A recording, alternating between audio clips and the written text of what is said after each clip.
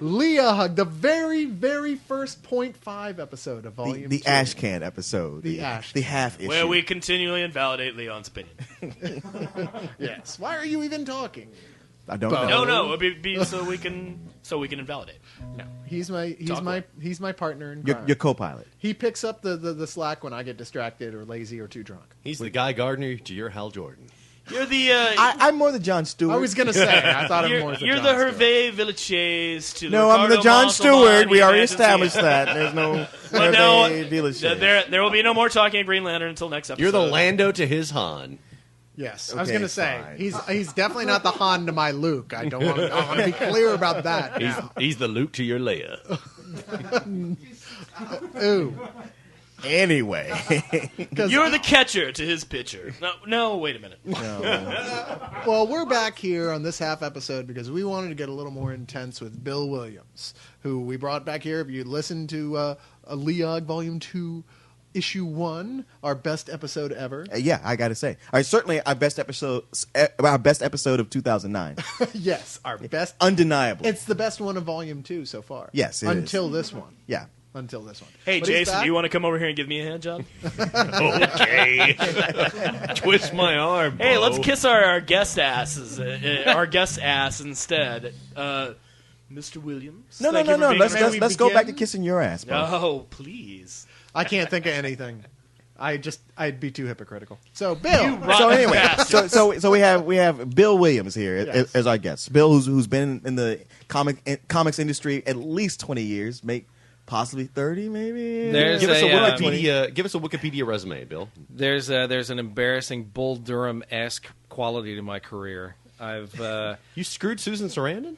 Well, sure. Wait a minute. You made a great sports movie, and Out then of you what? went on to become a total prick? But Yes. besides working with every one of the major comics giants, he ran his own publishing company. I've been self-publishing comics off and on since, let's say, 96, 97.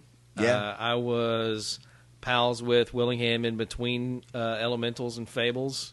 Hired him to do some gigs there. Wrote and pitched and inked a whole lot of comics that nobody saw.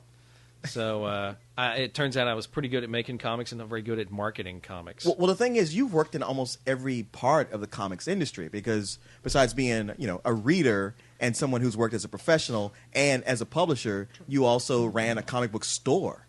Yeah, I had some ideas. All at the same time. Yeah, I thought, I can run a store at least as good as those guys. And I did. I put in a store in Austin within, maybe 5 minutes of Dragon's Lair and Austin Books. And then they radically improved those stores. So I thought, if I know you're gonna improve those stores, I would have kept my money in my pocket where it belonged. But I set up and ran First Federal Comics for a long time. And Oh, no kidding. yeah, that was Over me. there on Burnett. Yes. I was remember there. I that- bought my that was- comics from there a few times. Yeah. Back when the helpful staff at Austin Books would just look at you and grunt if you asked for any help. That was like one of the Say, "Beat it." cleanest stores. We wanted to make a store that girls wouldn't be afraid to come into. True. He used to have a hot chick work at the counter. That was one of the first stores I went into that was not a dungeon. Yeah. It's so funny because Dragon's Lair has that oh sure we've got cats. It goes Yeah. like, oh cuties. But then you look at the guys playing D&D who are like 400 pounds. They are the comic book guy. Yeah. And They they're should have eating been cats. the Yeah, yeah. RPG guy. I love Dragon's Lair. I still, frequent that store all the time. Yeah, but me it too. is like every cliche you think of it with a comic book store, that's the store. Yeah. Yes. I do kind of miss the old comic book store atmosphere. That smell of like a really bad wood pulp dissolving away, and the corner where they kept the adult comics Oh, yeah. that was just a big 70s miasma of cocaine and marijuana. It was and just but I'll put down on page. It was just a giant spanktastic pile. Yes. It was really, unpleasant. But we tried to do everything but that. So we sold, comics and trades, and we sold a lot of stuff. And eventually I had to make the choice whether I wanted to make comics or sell them. So I decided to get back into drawing comics more or less full time. And like every business, one of my employees thought he knew how to run the store better than me. And I said, this store's not making money. It's not going to make money. You shouldn't buy it. He said, yeah. I'll run it. I'll be fine. So he buys my comic shop, and then he buys a new truck, and then his wife gets pregnant all in the same month. I said, "Did you ever want to see money again?" You know. And then he went out into his backyard and hacked his foot off the saw. You know, he could do it. At least at that rate, he could have sued somebody for disability. You know, running a comic shop and having a pregnant wife is just a recipe for disaster. So he ended up selling it to another guy, and then it caught on fire. And Wow. then it moved. But Bill was cleared of charges. That's right. Did Leon do the inking for a cover of your comic? No, he didn't. No. I made store T-shirts at once upon a time and sold those, and that sort of worked out. But no, Leon was not involved with that. See, I've always said, like, the easiest way to become a millionaire in comics is to start off as a billionaire. Yes. There's an old joke in aviation that says, "How do you make a small fortune in aviation?" The punchline is you start with a large fortune. And I did that on a lot of different projects. Most of the things that I've done have lost money, but I've enjoyed doing them. And Hey, comic book fans, I hope we're stoking the fires for you Exactly. future artists and publishers. Never give up the dream. here's the thing. I like comics. I like making comics. I like reading comics. I still read tons of stuff. I still pitch new projects. But the stuff you have to go through to actually get a job in comics is worse than doing the actual work. I gotta say, one of my big reasons for getting out of doing comics, out of the comics industry, was that there came a point, like after the bus, where I spent more work trying to get jobs than actually working on the jobs themselves. Yeah, I've got a friend who, at the time, was editing a lot of books that they didn't care about. By that, I mean the DC Kids line. And that was a place where they kind of tried out new people. And he said, "You know, I'm trying out new people. Nobody cares about these books. You know, pitch me some projects. Pitch some Justice League Unlimited books. The most important thing in the book is the moral." I said, "Well, the only moral you seem to go with is, teamwork. Yeah. You know, that's as close as you get to a moral." He says, "Well, come up with something different." So I pitched I pitched 3 projects. He didn't like them. I pitched another 3 projects. He didn't like them. I pitched 3 projects. He sort of kind of liked one of them. And we went back and forth about this moral thing. And I said, "Look, I got your moral right here. Here's 3 morals. Why don't you pick one, and I'll write it, slant it that way." And he said, "Well, obviously the one that works here is the no man is an island thing. Why don't you go with that?" So I wrote an issue of Justice League Unlimited that's called The Ghost of Atlantis. Which issue number is that? Because I know I have it. It may be 26, maybe. Okay. And in the thing, they get a distress call from Aquaman. They go over to see him, and Black Manta and Felix Faust have animated a bunch of statues in Atlantis, and they're beating up the city. And the turning point comes when Black Manta says, "I really want to rule this place," and Felix Faust says, "I really want to flatten this place." So they kind of start fighting with each other back and forth. Sure. And, the heroes end up beating the bad guys, et cetera, et cetera. But it was fun. But it was I basically had to put in maybe 20 hours worth of work to actually get the job. And that's kind of challenging because you're doing that usually in addition to your day job. So Right. what do you mean to get the job? Like pitching and stuff like that? Yeah. That kind of thing? Yeah. Yeah, it's like being an actor. I mean, It really is. You're constantly auditioning, and even when you get a part, you get a role. And I'm not talking about George Clooney here, folks. Yeah. I'm talking about the guy that plays the clerk that George Clooney talks Terrified to in this convict movie. number 3. Yes, Yeah. exactly. Who he has gotten that role, but while he is doing that role, he is spending most of his time outside of acting by actually looking for other roles. It's like getting on a Over and over LEOG, again. but with less blowjobs. I'll take your word for that. Wait for the after party, Bill. Oh, sweet. Stick around, Bill. I hope you got plenty of Shiner Bach. That's The all I'm girls saying. of LEOG will be showing up. Oh, sweet. Assuming that my credit card still works. And we referenced Sleepaway Camp in 2.1. So. And that So the should give reference you a clue continues. about the girls of Leon, or as we like to call them, Jason and Grant. Or how much I can afford to put on my credit card. Sweet. But that continues at all levels. I'm in a writers group with Bill Willingham, Matt Sturgis, Mark Finn, and Chris Roberson. Oh, I know Mark Finn. Yeah. Yeah, I'm okay. sorry. As do I. It's a Most of us. it's a group called Clockwork Storybook, and Willingham has tried to drag some of us kicking and screaming into having jobs, and I'm one of those. Now he's certainly paved the way for Matt Sturges to come over to DC. And Roberson's doing a 6-issue Fables miniseries too. Oh, right on. Sweet. So that's kind of cool. You'll have 3 Fables guys sitting around in Austin at some point in the near future, I'm guessing. When Hopefully, when Willingham comes down to when visit. living room. Don't tell my girlfriend. Exactly. She'll go nuts. Open She'll get- invitation to all of the members of your writing circle. There you go. But the In fact, we'll do a Conan issue if it will get Finn here. that would do it. I Yeah. know it would. Yeah, but the thing about that is Sturgis spent some time getting this House of Mystery thing launched, and that's been doing pretty well. If you look at what's selling at Vertigo, it's either got Willingham and or Sturgis's name on it. Yeah. So they said, hey, do you want to do a House of Secrets book to Bill? And he said, all right, maybe I can make my idiot friend successful this way. So we pitched I had a nickel for Yes. every time. And he was Yeah. horribly, horribly wrong. And he was wrong. But we came up with a 12-issue thing where Finn would write 3 issues of Creeper, and he said, Bill, you... Wait, Creeper as Yeah. in I'm wearing the red sheepskin vest? Yeah, exactly. Awesome. And, and Willingham said, you want to write Swamp Thing, of course. I said, no, I don't want to follow Alan Moore. I don't want to do that. Yeah, who would want I'll write Black Orchid. And then I realized, oh, crap, Neil Gaiman wrote did that. And didn't Alan Moore do it too? Yeah, once again, I'm a genius. So, we nailed down the overarching story.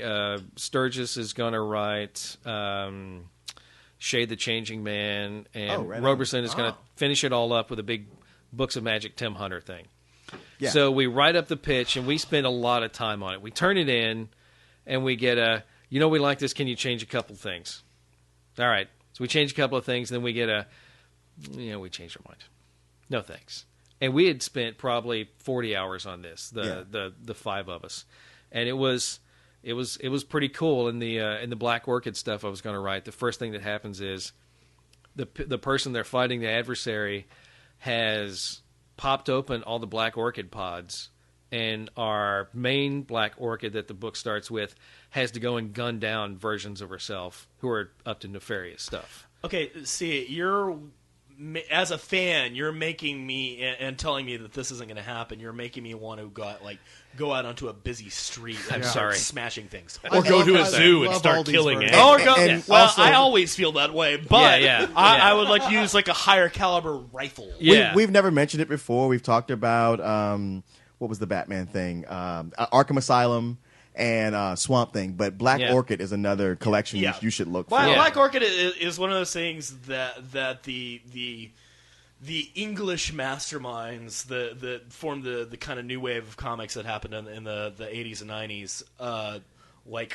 cherished and loved for some reason. It was kind of this also ran DC character and did amazing things with. Yeah, that was Neil Gaiman's work for DC before he started doing Sandman. Right. Yeah. And when It's he a cool little before he murder started mystery. eating meat again, because I think back then it was like Vertigo was all dudes who were real pale white, didn't eat any Yeah, meat, yeah. and wanted to save the planet. We're way into Yeah, that. so we started with what's the worst that could happen to these characters and use that as a starting point.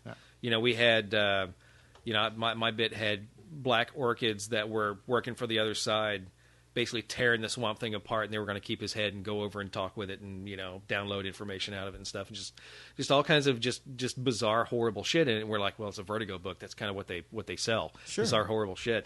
And at some point, the editor just kind of changed her mind. She said, "No, I'm not interested anymore. What else do you have?" Is this Yeah, like because Karen- that stuff could never work. Is this Yeah. Karen? Karen I don't Berger, is she wanna- still running Vertigo? The Yeah, there's decision no- was made a little bit below her. There's no need yeah. to name names. Yeah, so it was. Are you Nobody's kidding? listening anyway. No, this Yeah, is what we do here. Is name Yeah. names.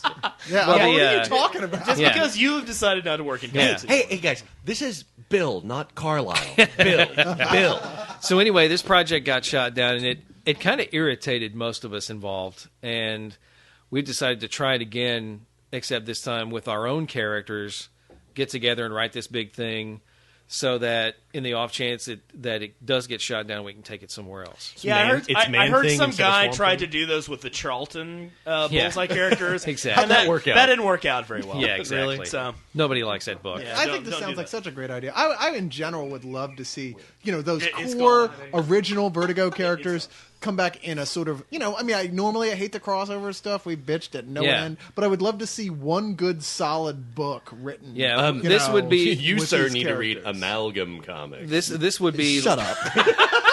Because I will fight you.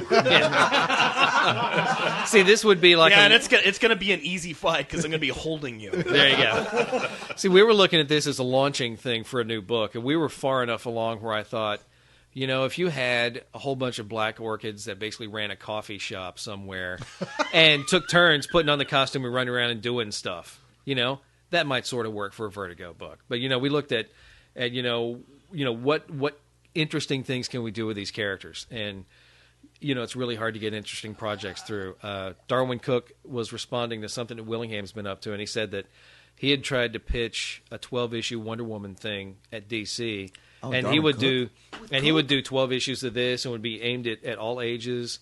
Kids could pick it up, adults could pick it up, and he said that DC couldn't be any less interested. So, wow. it's one of these things where you start hearing about how But we do have to take all pains available to kill Batman twice. exactly. So Nice. it's Thanks, one of these DC. things where when you start seeing how the sausage gets made, you're like, I don't think I want sausage anymore. I think that bothers me the most is it's just like in film or any other thing. You watch these creators who start off so strong and seem to start believing their own press. Like Grant Morrison comes to mind immediately. Yeah. Of course, we were talking about who just feel like they can do anything and it's genius. And it's like, where is the guy whose job it is to say, no, dude, that's fucking crazy. Wait, when did Yeah. we start talking about Corey? Well, to be fair, I don't want Dan DiDio to be the man to say that. Yeah. Yeah. And despite not liking Batman R.I.P., for everything I've heard about Final Crisis is that it's going quite well. So Yeah. I hear And I mixed won't- things about it. It's getting there. It's getting better. All right. Well, but I don't want to take away from Morrison, but yeah, in a case of a person that needs an editor, oh yeah. Well, Oh, yeah. it makes me think of Bob Schreck, who got pulled over to DC from Dark Horse Comics. He slaved in the minds of Kamiko and then moved on to Dark Horse, and then he gets drafted by DC on the strength of the fact that I'm good buddies with Frank Miller, and I can Well, that was the reason he got the job. He got pulled over there so that he could come on Right. and do a second Dark Knight thing. Which, right. scrub clean And Frank the Miller comes goodwill along from and first does one. the worst comics he's ever done in his life, Yeah, but they sell, and that's what they which care is about. sad. Well, it's like Yeah. anything else. It's all about branding and name recognition and Yeah. all that. People buy. I mean, I remember when because I didn't know any better. I only knew certain names, like a lot of us did when we first really got into this. If it was Frank Miller, I bought it. I didn't wait to hear a review. I was like, oh, it's the guy who did That guy's the a Dark genius. Knight. Yeah, Yeah. that guy's a genius. That only applies to people who already read comics. Because people who don't read comics, they see Frank Miller and they're like, "Oh, the douchebag that directed The Spirit." No, Yeah, well, now. yeah. Times have By the way, this is a good time to stress the importance of getting to know your local comic shop purveyors and owners, because they'll let you hang out and read the stuff and figure out if it's good. And then if it is good, buy it. Now, that being said, when I was growing up, there was the only comic book shop within 50 miles of where I was in little town of Virginia was run by this Indian woman who would follow you with her. Is Go not ahead, American ask the Indian. question. Is that Casino Indian or 7-Eleven Indian? 7-Eleven. Okay. He's asking dot or feather. It's the That's it. racist kind of Exactly. Indian. Yeah. And she would literally, the whole time we were in the store, she'd be looking over the tops of things. You'd see her spying at told you me about her. Yeah, she was crazy. between aisles of comics, looking at you between the. She wanted to make sure you weren't books. stealing. Make sure we weren't Because stealing. that's where the profit goes in a comic Yeah, shop. but you're white. Yeah. We're white. White Yeah. people never steal. My friend, I've had so many illicit Snicker bars find their way into the No, pockets white of my people heavy steal all the trench time. coats. Just nobody suspects them nobody of stealing. Back when I was You're not blaming Vanilla Ice for stuff again, are you?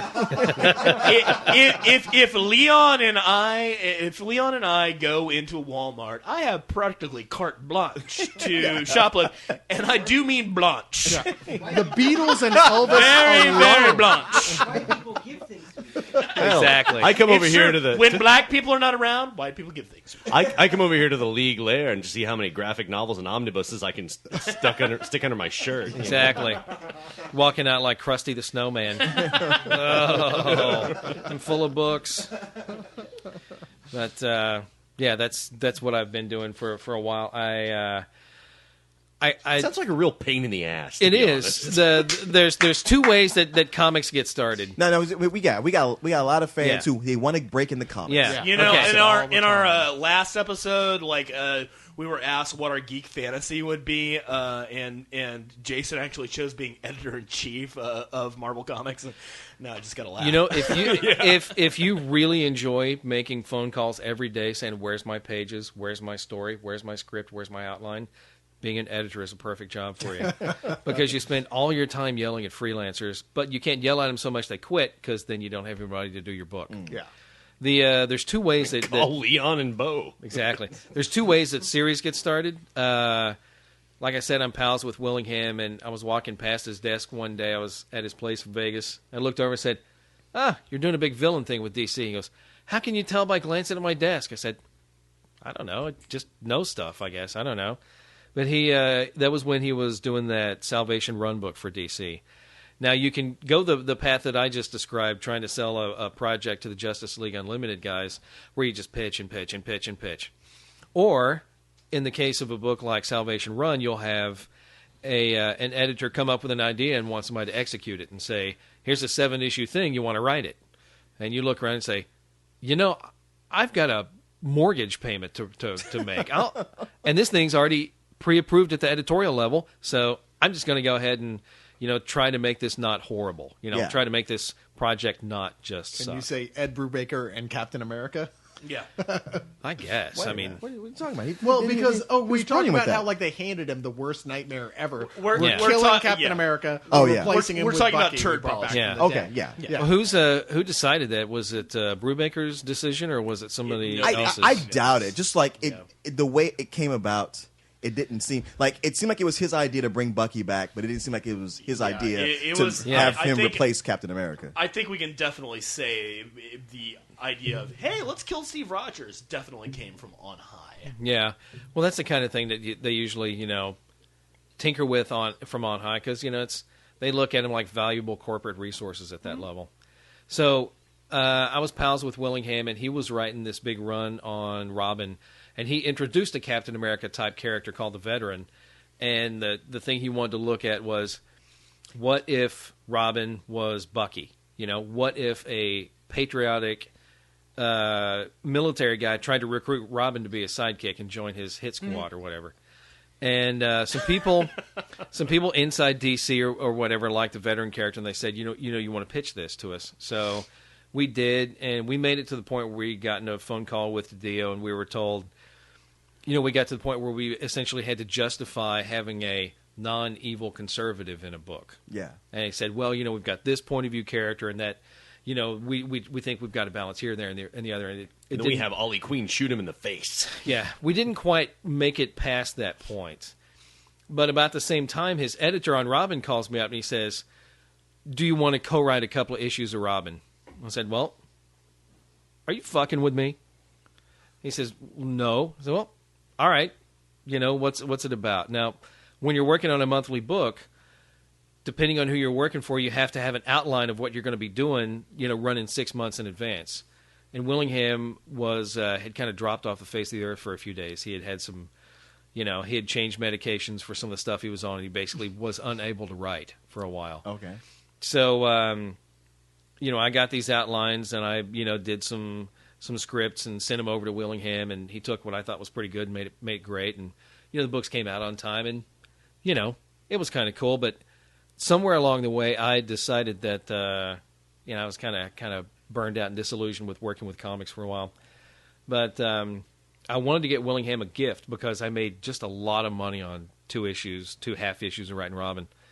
So With a popular book, are you getting royalties on that? no, I didn't get any royalties on any of that because the books don't sell well enough to get royalties. Most of the royalty targets are so high that you don't really cross that threshold to get paid on that. Okay. But the Justice League Unlimited story that I wrote is about to be reprinted. I may see a couple of reprint dollars on that because that's going to be in a trade. But I decided to get Willingham an iPod, and he's kind of a notorious technophobe, so I got myself one and learned to play with it, and I really got to enjoy that tiny little screen, and that led me into doing a lot of the stuff I've been doing for the past couple of years, which is half-page comic books. Yeah. the half-page size stuff that I run on Graphic Smash. I'm doing this webcomic called Side Chicks that's been kind of fun to do. So would that be sidechicks.com if people want to check that out? It's at graphicsmash.com. And by the way, when you say side chicks, is that spelled like baby chickens or CHICKS. Okay. There's a button on the homepage on graphicsmash.com where you can find it. And the premise is that there are superpowered female bodyguards that live in a world with superhero types. And this is them having little adventures. And what do you say? You kind of mentioned this, the last full size. Yeah, briefly. We did that. The superheroes are kind of idiots. Well, or is that overstating the fact? They're not so much idiots. I wanted to do kind of a revenge/redemption story. So the first thing I wrote is, what does a superpowered bodyguard do when they lose a client? So. Plus and sorry to interrupt you again, but Go ahead. Who are they bodyguarding? Just like politicians? They're or basically anybody who people can for hire. Okay, so there we go. In the first story, a bodyguard is watching a diplomat, and somebody comes in and picks a fight with her, and while she's rolling around breaking furniture with this guy, somebody else kills the target that she's supposed to be guarding. Dope. So she has to go around and find out, who killed this guy to get her job back, basically. So let me ask you this. I get asked a lot about webcomics, Yeah. and I don't know the first thing about them. People are like, if I wanted to start in comics, is that a good place to start getting comics? Is there a way to get noticed in the other realm of comics by starting a webcomic? What's some advice you have for anyone who's thinking about If you going that want direction? to write Spider-Man or Batman, you should write a successful screenplay first. I don't know of a lot of people that have gone from webcomics into doing more print stuff. But there's a lot of examples of people that work in TV and movies, going to work in comics. What you can do in comics on the web that you can't really do anywhere else is you can work without a filter, because if I decide something is going to run an extra 5 pages, I can do that. You can't do that in the restricted print format because space is at a premium. So you're not limited to 22 pages. Yeah. Until such time as we legalize marijuana, when we have hemp paper and hemp inks at an eighth of Exactly. the cost, How much- it's not going to be cheap to make costumes. How much editorial oversight do you do? I mean, you say you publish these. I mean, I'm assuming that you act as like a little bit of an editor-in-chief? Or... I mostly act as an editor, which means that I'm the guy making the phone call, say, hey, where are my fucking pages? Okay. So you're not so much like talking to people going like, I don't really think this is going to work. It's more like, No. please give me the stuff. The problem I've had recently is kind of a good problem to have. What I did was I sat down when I realized I wanted to do this project. I sat down and wrote out about 8 to 10 issues worth of material, and then I hired pencilers to get started on stuff. And some of the guys that I've hired to work on projects have quit those projects in the middle. Like, I've got a guy working for me that just quit to do a couple of issues of Justice League. I've got a guy working for me that just quit to do the Red Sonja book for Dynamite. So, wow. So you're good at spotting talent. yeah. Not good at keeping It really sounds like when Cyrus calls me, he's like, "Where's my review of Boogeyman 3, douchebag?" Yeah, exactly. You spend a lot of time saying, well, I'm sorry that his puppy's sick or whatever, but Gotta that get doesn't the stop the papers. calendar. Are you getting? I mean, what kind of distribution rate do you have? Is it a monthly, bi-monthly? I had been doing for the longest time. I've got some problems with my hand. I can't draw as much as I'd like to anymore.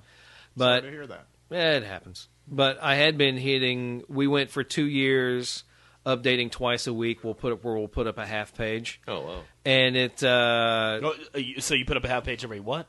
we put up a full page. We had been putting up a full page every week. Oh, okay. So a half page on like a Wednesday, and then another half page on a Friday. See, I'm such a Luddite. I never would have So- conceived of doing something in pages as Yeah. opposed to. So what I ended up doing, So there's almost a comic strip sensibility to it. a little bit. You can go on and start in the middle and start clicking on it, and just kind of click and keep reading until you hit the end. Right. We've got a few hundred strips up, and I've taken those and put them together and made electronic comics that you can download at wowio.com. Oh, wow. So if you go to wowio.com and pull up the things, Spell that.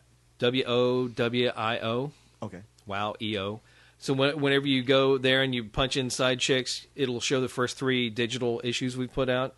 and it's basically I've looked at the webcomic as basically a 24-hour brochure for an eventual trade paperback. Sure. So I've put together material, trying to get together enough stuff where I can sell it and make a few bucks. Let me ask you this: you were talking about we've talked a lot about the whole editor's job and of cracking the whip. Yeah. How do guys like Millar get away with? I mean, I know he's like a big name, but how does he really get away with months and months and months breaks? I mean, whose job is it? What's that line where you're like allowed to say, Mark, we're going to take it out of your paycheck? Unless Scots you and comics are Asshole. allowed to do crazy shit. Yeah.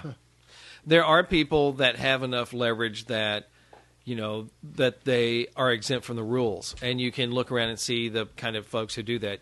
That to an extent, Bendis is going to be free from some of those rules. Morrison, obviously. Yeah. Some of the other people that, you would look at, what are good business practices to deal with freelancers, and a lot of people just get crushed under the weight of that. And some people, basically, if you've got enough leverage to sell a lot of books, they can leave you alone.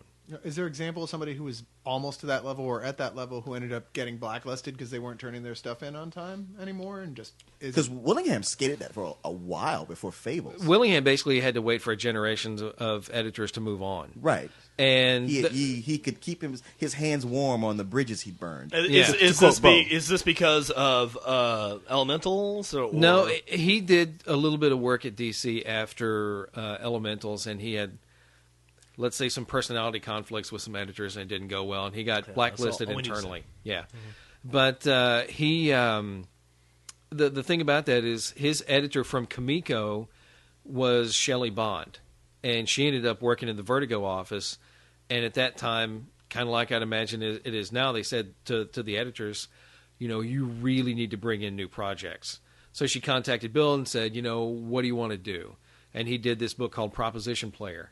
That was kind of entertaining, not very well received, but, people read it enough. Mm-hmm. He did some of the Sandman spin-off books. They did a Merv Pumpkinhead book. They did... He did one of the Thessaly books. Yeah, he did both of the Thessaly books. Which were great. Yeah. They were awesome. He does entertaining stuff, but, he kind of spent his time in the wild, and I think that he actually appreciates his celebrity with Fables more now, because, for a while he had a hard time getting work. Wow. So he's like the Mickey Rourke of comics. Sort of. And he's certainly I've only been paying attention to it for 3 years or so, but Fables comes out like clockwork. I keep waiting Fables for is Bill amazing. Willingham to give somebody the Ram Jam, honestly. Yeah, he does. The worst example of somebody who has screwed their career beyond recognition would probably be somebody like John Byrne. Who, Oh, really? Well, I mean, here's the thing. I know I wrote him off years ago, but Yeah. I figure people are still into him. Yeah, well, there are people that are still into him, but he did a run on Wonder Woman that sold sort of okay. Is that just because he's a little wing nutty, or is he just bad at deadlines? He's really fast. I don't think it's a deadline he's super problem. fast. I think they it's do 3 books a month. I think it's more an ego problem. He also has this weird compulsion of having to rework all of Jack Kirby's properties. And if he could get beyond that, I'm not sure that we want another Lab Rats miniseries, but I'm sure he could throw something else out. I am certainly waiting for that Jimmy Olsen and the Newsboy Legion. Exactly. So. Speaking of I guess it's Kirby who originally did the New Gods, right? Yeah. Well, somebody wrote me saying I heard something that Superman was going to be turned into one of the New Gods now. Like, Who that knows? was what they were going to do. Well, they just killed off the New Gods. Yeah, but they Yeah. were going to make Superman the first of the new Gods. Yeah, or whatever. who knows? New Gods Whatever. 2.0. Well, Yeah. that's the thing. Final Crisis has a lot to do with Apocalypse, so that could happen. Jim Starlin just did Death of the New Gods, and I didn't read it, but I'm assuming that's it's pretty the great thing about the internet is that bad information can spread at the speed of light now. Yeah. On the plus side, if you really work at it, you can kind of send a letter to Kurt Busiek, which I just did the other day. Oh. I was reading, he and Willingham were having a discussion, and I just cleaned out some boxes from a studio, and I'd found a book that he said he wanted a copy of, so I went and signed into the Astro City thing, found a way to send him a note and said, I'm a pal of Bill's, I found a spare book, you want it? He sent me back a note saying, here's my address, send me stuff. What is Busiek up to these days? I don't know. I really like that guy's stuff. Oh my god, yeah. I wish that I didn't by have the the way, feeling that Astro City wasn't so dated now. Yeah, let me make an aside to the Leo reader, and I don't think we've ever talked about it in all 20 issues of the first volume, but if you have not ever picked up Astro City, it's one of the best series out there. It only got mentioned because I said something disparaging about Kurt Busiek, and you guys all reminded me what a brilliant job he did on Astro City. Yeah. Oh, and didn't he do a lot of the new Conan stuff for Dark Horse? Yeah, he did a lot of that. Which kicked Yeah, ass. And the original Marvels. Yeah. Yeah. Oh, yeah? Oh, that's right. That's right. He's He done was- a ton of good stuff. Busiek's run on the Dark Horse Conan was the only thing that's ever come close to like eclipsing the original Roy Thomas Yeah. work on the Marvel stuff. Yeah. He treated it amazingly, and Yeah. Astro City is just jaw dropping. The only thing that I've really read that kind of comes close to encompassing the scope and same kind of topic material as maybe Alan Moore's Tom Strong. Yeah. He just really does an amazing job of setting up this universe of superheroes that is not DC, not Marvel, and just really delving into the psyche of the characters involved. It's awesome. The funny thing is, Busiek started as a letterer Yeah. on Zot. Really? What letters? really was it Zot? Amazing letters. I know. That's pretty cool. Yeah, who would imagine he'd be like a Yeah. premier writer? He did from this that? whole thing about where the numbers were watching the letters and talking about how amazing they were from a distance. It was great. What the hell are you talking It about? was I a don't know. reference to Marvels. We're making acid The, references. The, no way. But the problem with managing your career when you're a freelancer is trying to find a place where you're going to put out some books that people are going to see, that are actually going to get in stores, and trying to find a way to work on projects that are hands off. When Willingham was working on the Salvation Run book, he wasn't happy because there was a lot of editorial meddling on the book, and I said, when you wanted to do Robin, they said they'd leave you alone. They didn't. When you did this project, they said they'd leave you alone. They didn't. At some point, you should take it on yourself to not actually believe in them when they say they're going to leave you alone. Because he had set up, he wanted to do this thing where Robin's dad found out that he was Robin, and he basically went and backed Bruce Wayne down, saying, look, you're putting my son in horrible danger. Screw you. I So don't he want this to acted happen like anymore. a normal dad. In other Yeah. words. So he wanted to have him have a normal dad's reactions, and he started down this road, and then they said, no, he gets killed in one of these crossovers. He's gone in 2 issues. Wrap it up. So Now the Robin Saga killed in one of the identity crisis. Yeah. Yeah. So he was By working a the project. boomerang dude. Yeah. Oh yeah, now, he it seems like- got killed by Captain Boomerang's son. Okay, Yeah. so Captain Boomerang killed him. But see, No, Captain Boomerang's son. Boomerang. See, it just seemed like with all the crisis, the crisis on Infinite Identity, read- Final Crisis, What? characters will die, but then I'll see them again later. Now, I will perfectly agree with you on this, and generally I'm in the same boat as far as like enough with the crises, but Identity Crisis, great fucking Pretty good for a mystery. Yeah, Pretty good was story. Really well done. Hey, I read them all. Yeah. I just Yeah. hated that it fed into all the other crises. Yeah. Well, guys, I really want to. We've done about 36 minutes with Bill, and I want to answer a few questions. Oh, sure. Before we, because this is the half episode, so Right, we do right. a Yeah, shorter We can, one. we can still run a So, little long. so if we have to. I want to run into a couple questions here. This is one thing we have, and I don't even know how interested you are in this, but I always hear people saying this about The Simpsons. And Alex says, "What are your opinion on the last few seasons of The Simpsons? Is it going downhill?" And I just, it's one of those I watch and I feel like it's about the same as it always was. People have been saying the Simpsons have been going downhill for about 10 years now, Yeah. and it's all complete bullshit. Well, that because whole this is when it jumped the shark. Yeah, because you go back and the people that were 10 years ago saying like, "Oh, Simpsons have gone to hell." They'll be talking about like, "Oh, you remember that Simpsons blah blah blah," and it's just like, yeah, that happened 5 years ago, douchebag. Well, it's a 20-year-old series. What people should be talking about is when they personally got tired of The Simpsons. Yeah. Because that's kind of the limiting factor there. Exactly. And I have yet to. I will get tired of it occasionally, and go through periods of not watching it. But I'll always come back, Well, and it will entertain me. Like, Yeah. how many seasons did it take you to get tired of The Simpsons? Like, how many minutes did it take you to get tired of Family Guy?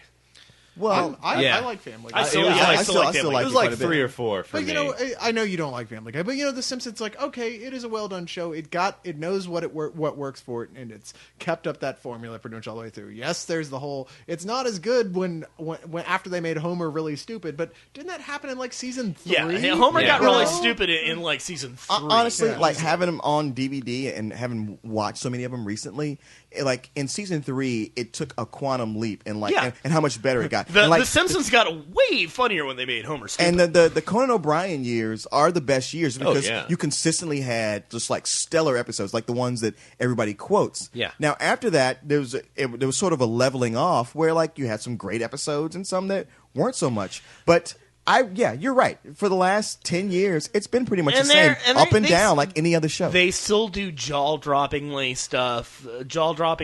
funny and interesting stuff that you would never see.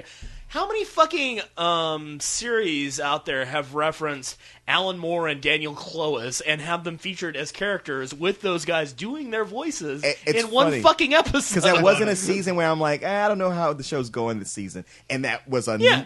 booyah episode. Holy shit! Yeah, No, I think Watchmen it's- baby. Yeah, V Watchmen for babies, vacation. come on. V for vacation. That's it. And that's kind of my like pulse take on The Simpsons when they stop doing jokes like that only like I don't know the people in this fucking room would Yeah. get. Then that's when I'll stop watching The Simpsons. But I don't foresee them doing that anytime So soon. what are the strengths of a show like The Simpsons to not be afraid to throw out obscure yeah, references because they're like like that? we've been on for 20 fucking years. Yeah. We can do whatever. Yeah. At this Oh, point, no. they're like, we got nothing to prove. We're Let's gonna just throw get it all out canceled there. because we had an Alan Moore joke. Yeah, We've been on longer than Gunsmoke. yeah. Hey, even South Park had a whole episode built around The Simpsons. How they've Yeah, done exactly. everything. Yeah. Simpsons It was a did great it. episode. Yeah. I think the South Park, as much as they've had fun at The Simpsons' expense, also it's sort of a mad props back and forth. Oh, yeah. I think there's Yeah, a total lot of admiration. back and forth respect. Well, on that. everybody, and you know, Leon was just talking to me earlier about some people on Spill like writing him and being like, "Dude, I used to really like Batman, and now that I've heard about all the stuff that you said about the Richard Donner stuff on Superman, World of Krypton, now I really like Superman. I don't know what to do." And it's just like, it's called liking both. No, it's either or. Yeah, Yeah. you're perfectly able. And I get people like, dude, I can't watch fucking Family Guy. I'm such a Simpsons fan, or I'm such a South Park fan. And it's just like, I like all three of those fucking series, and I have no problem encapsulating them in my wee beady little brain.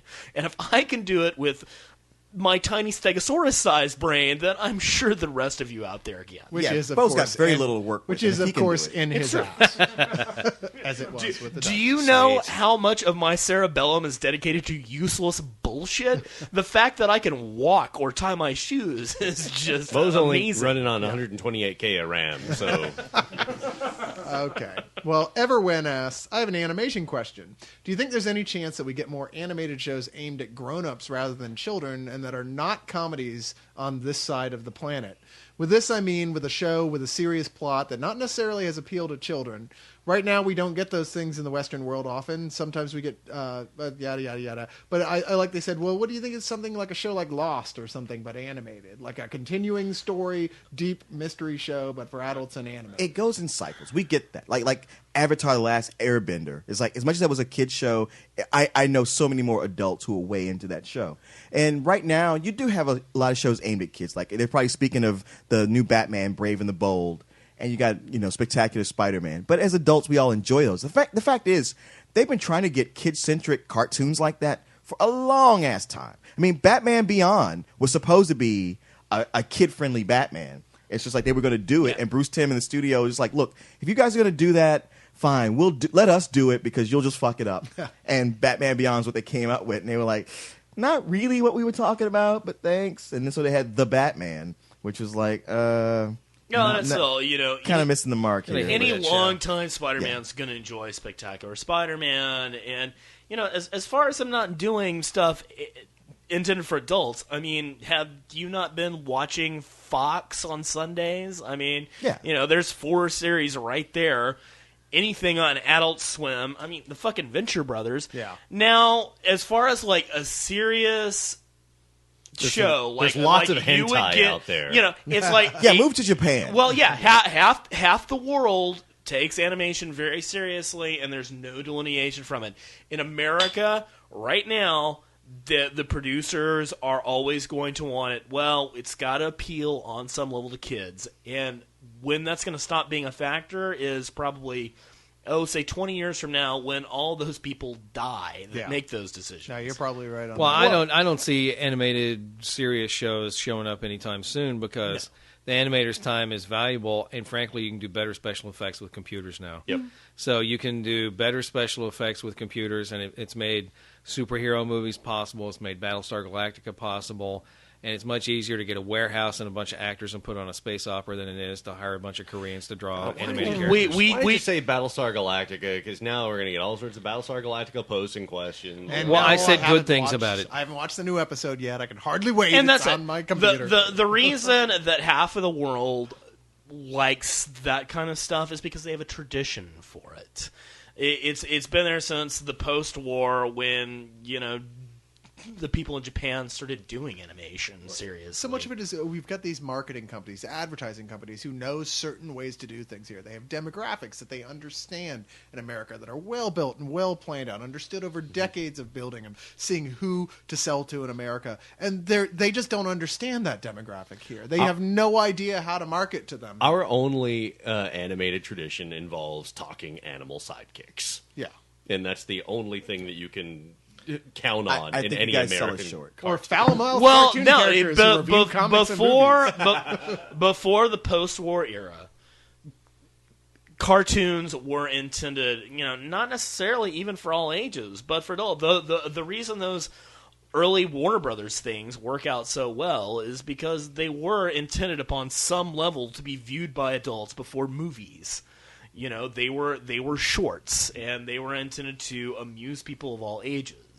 Well, you've always got Spawn on DVD. We do always have Spawn. There is always... And the Max. Don't forget the JLA Max. Unlimited. Watch that. The Max There was you go. awesome.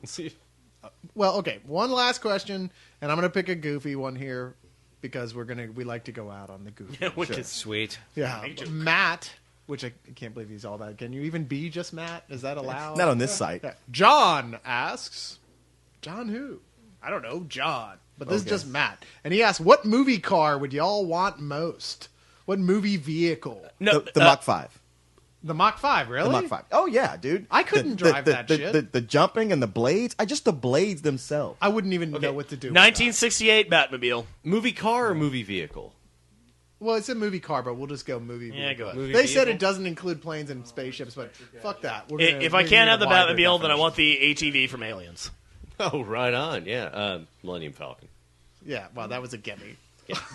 I think he already mentioned it, but the DeLorean, Back to the Future. Oh, yeah. See, there you that's go. nice and all, but I'm going to have to go stick with the TARDIS. It's just a lot more flexible with your traveling through time. Yes, and you can really finally does. have some place big enough to keep all your fucking shit in. Yeah, That's so you right. saw my real reason. My endless rooms. You of can comic send me books. all the DVDs and comics you like- want. Yay! You've got a time machine, and you use it to keep all of your DVDs and comic books in because it's huge on the inside. What's wrong? with Yes, that? and